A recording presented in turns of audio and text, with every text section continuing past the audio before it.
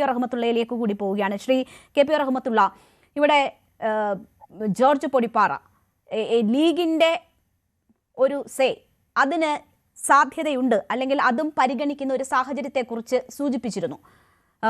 League ഇന്ന് ലീഗിൻ്റെ നേതൃയോഗത്തിന് ശേഷം കുഞ്ഞാലിക്കുട്ടി മാധ്യമങ്ങളെ കാണുമ്പോൾ പറഞ്ഞത് UDF അതിൻ്റെ നേരത്തെയുള്ള മാനദണ്ഡങ്ങൾ എന്തായിരുന്നു ആ രീതിയിൽ തന്നെയായിരിക്കും ഇത്തവണയും മുഖ്യമന്ത്രിയെ തെരഞ്ഞെടുക്കുക. ലീഗിനോട്, ഘടകകക്ഷികളോട് അക്കാര്യം ആരായും എന്ന് തന്നെയാണ് PK കുഞ്ഞാലിക്കുട്ടി പറഞ്ഞത്. അങ്ങനെ ചോദിച്ചാൽ അത് ലീഗ് അറിയിക്കും നേതൃത്വത്തെ. ജനവികാരം മാനിച്ചായിരിക്കും ഈ തീരുമാനം എന്നത് അദ്ദേഹം അടിവരയിട്ടുകൂടി പറയുകയാണ്. അപ്പോൾ അത് തങ്ങളുടെ പിന്തുണ ആർക്ക് എന്ന ഒരു സാധ്യത, സൂചന ലീഗ് പരസ്യമായി നൽകുന്നതായി നമുക്ക് കാണാമോ? കരുണാകരൻ മുമ്പ് മുഖ്യമന്ത്രി സ്ഥാനത്ത് നിന്ന് മാറിയത് മുസ്ലിം ലീഗ് അദ്ദേഹത്തെ പിന്തുണക്കാതിരുന്നപ്പോഴും.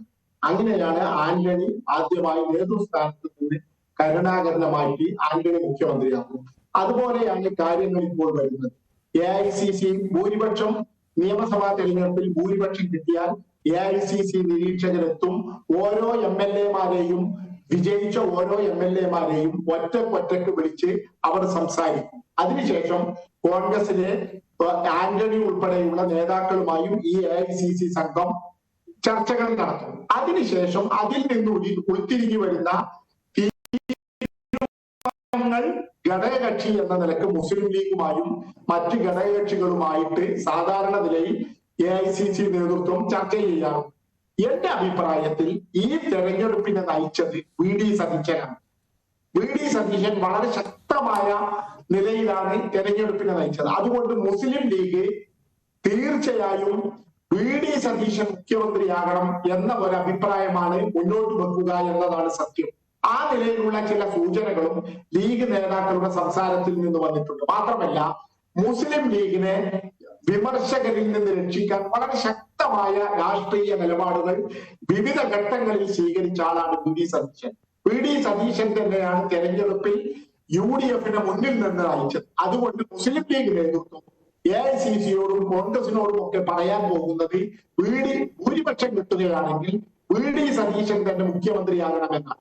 മുസ്ലിം ലീഗിന്റെ പിന്തുണ കൂടി വരുന്നതോടെ കോൺഗ്രസിന്റെ MLA-മാരുടെ അഭിപ്രായത്തിനും അപ്പുറം VD സതീശൻ മുഖ്യമന്ത്രി പദത്തിൽ എത്തുമെന്നാണ് ഞാൻ കരുതുന്നത്. അപ്പോ ലീഗിന്റെ ഒരു നിലപാട് നിർണായകമാകുന്ന ഒരു സാഹചര്യം ഉണ്ടാകുമെന്ന് താങ്കൾ കരുതുന്നുണ്ടോ? മുസ്ലിം ലീഗിന്റെ തീരുമാനങ്ങളും അവരുടെ നിലപാടുകളും വളരെ നിർണായകമാണ്. കാരണം UDF-നെ ഏറ്റവും ശക്തമായി പിന്തുണക്കുന്നതും അവരെ ഭൂരിപക്ഷത്തിലേക്ക് എത്തിക്കുന്നതിനൊക്കെ വളരെ കൃത്യമായ പങ്ക്, വളരെ നിർണായകമായ സ്വാധീനം മുസ്ലിം ലീഗിനുണ്ട്. ഈ തെരഞ്ഞെടുപ്പിൽ 20-ന് മേൽ സീറ്റ് UDF-ൽ മുസ്ലിം ലീഗിനുണ്ടാകുമെന്ന് തീർച്ചയാണ്. അതുകൊണ്ട് തന്നെ അവരുടെ അഭിപ്രായം പാടെ അവഗണിച്ചുകൊണ്ട് മുന്നോട്ട് പോകാൻ കോൺഗ്രസ് നേതൃത്വത്തിനോ AICC-ക്കോ സാധിക്കുകയില്ല. അതുകൊണ്ട് മുസ്ലിം ലീഗ് എന്ത് പറയുന്നു എന്നതിന് വളരെ നിർണായകമായ സ്വാധീനവും അത് ശരിവെക്കുന്ന ഒരു രീതിയിലേക്ക് കോൺഗ്രസ് മാറുമെന്ന് തീർച്ചയാണ്. പ്രത്യേകിച്ചും ഈ തെരഞ്ഞെടുപ്പിന് നേതൃത്വം കൊടുത്തത് VD സതീശൻ അല്ല എന്ന് ആർക്കും പറയാൻ കഴിയില്ല. VD സതീശൻ മുസ്ലിം ലീഗ് സ്ഥാനാർത്ഥികൾ മത്സരിക്കുന്ന എല്ലാ മണ്ഡലങ്ങളിലും പ്രചരണത്തിന് ഒന്നിലേറെ തവണ എല്ലാ മണ്ഡലങ്ങളിലും വരികയും തെരഞ്ഞെടുപ്പ് റാലികളിലും അണികളുടെ ആവേശത്തോടു കൂടി സംസാരിക്കുകയും ഒക്കെ ചെയ്തത് വളരെ തീർച്ചയാണ്. അതുകൊണ്ട് രമേശ് ചെന്നിത്തലയെക്കാളും KC വേണുഗോപാലിനെക്കാളും ഇപ്പോൾ മുസ്ലിം ലീഗും അവരുടെ നേതൃത്വവും സാദിഖ് അലി തങ്ങളാണെങ്കിലും കുഞ്ഞാലിക്കുട്ടിയാണെങ്കിലും PMA സലാമാണെങ്കിലും ഒക്കെ തന്നെ മുസ്ലിം ലീഗിനെ കൂടുതൽ ഉൾക്കൊള്ളുന്നതും കൂടുതൽ പരിഗണിക്കുന്നതും VD സതീശനാണ് എന്ന നിലയിൽ അദ്ദേഹത്തെ പിന്തുണയ്ക്കാനാണ് സാധ്യത. അങ്ങനെ മുസ്ലിം ലീഗ് പിന്തുണച്ചാൽ അത് പാടെ അവഗണിച്ചുകൊണ്ട് മറ്റൊരാളെ മുഖ്യമന്ത്രി സ്ഥാനത്ത് അവരോധിക്കാൻ കോൺഗ്രസ് തയ്യാറാവുകയില്ല എന്നതാണ് സത്യം. തീർച്ചയായും. ശ്രീ നിസാം സയ്യിദ്, നോക്കൂ, തുടർഭരണം ഉറപ്പിച്ചതിന് ശേഷം ഇപ്പോൾ UDF-ന് അവകാശപ്പെടാൻ പറ്റുന്ന രീതിയിൽ, ഫലം വരുന്നതിന് മുൻപ് തന്നെ അത്തരമൊരു അവകാശം ഉന്നയിക്കാൻ പറ്റുന്ന രീതിയിൽ സംസ്ഥാനത്തെ സാഹചര്യങ്ങൾ മാറ്റിയെങ്കിൽ, പ്രതിപക്ഷത്തിന് അനുകൂലമാകുന്ന തരത്തിൽ ഒരു തെരഞ്ഞെടുപ്പിനെ നേരിടാൻ കഴിഞ്ഞെങ്കിൽ അതിൻ്റെ നേതൃത്വം വഹിച്ച പ്രതിപക്ഷ നേതാവിന് അതിൻ്റെതായ ഒരു പങ്ക് അതിൽ ഉണ്ടാകും എന്ന കാര്യത്തിൽ സംശയമില്ല. അതാണ് വി ഡി സതീശൻ അവകാശവാദമായി ഉന്നയിക്കുന്നത്. അതാണ് ഈ ജനവികാരം എന്നതുകൊണ്ട് സൂചിപ്പിക്കുന്നതും.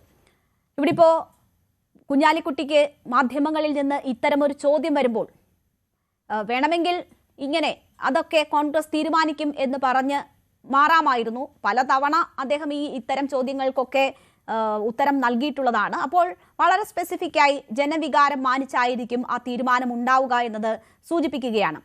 മറ്റ് സംഘടനാ ശേഷിയെക്കുറിച്ചോ അല്ലെങ്കിൽ മറ്റേതെങ്കിലും മാനദണ്ഡത്തെക്കുറിച്ചല്ല അദ്ദേഹം സൂചിപ്പിക്കുന്നത്.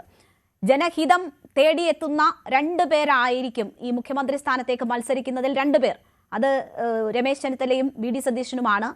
അപ്പോൾ ജനഹിതം എന്ന് പോലുമല്ല, കൃത്യമായി ജനവികാരം മാനിച്ചായിരിക്കും നേതൃത്വത്തിന്റെ തീരുമാനം എന്നത് തന്നെയാണ് കുഞ്ഞാലിക്കുട്ടി സൂചിപ്പിക്കുന്നത്. കൂടുതൽ വാർത്തകൾക്ക് news 18 Keralam YouTube channel subscribe ചെയ്യുക.